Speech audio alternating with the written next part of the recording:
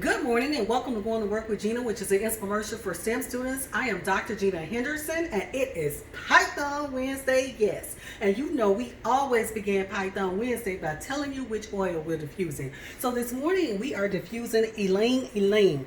And the reason that we're diffusing that is because I've been doing a lot of exercising. I'm concerned with my heartbeat, my breathing, and all of that kind of stuff. And so I kind of want my heart functions to be balanced as I work out. So Ylang Ylang today.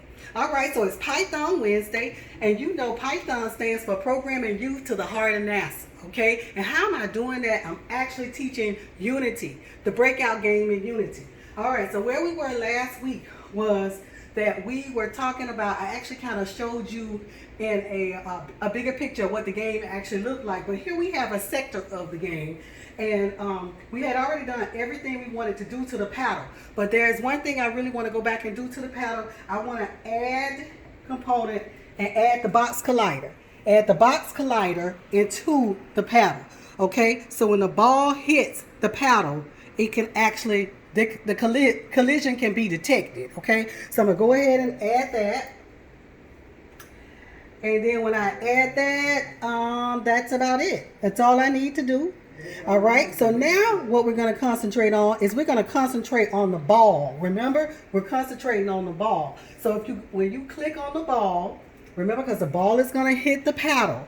Remember over here, when you click on the ball, it shows you the position of the ball that the ball has at this particular point. And as you can see, it has no rotation at all.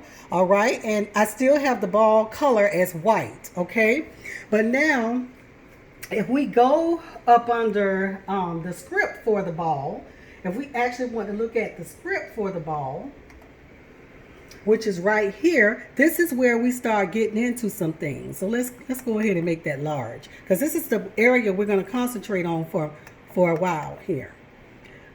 Let's see.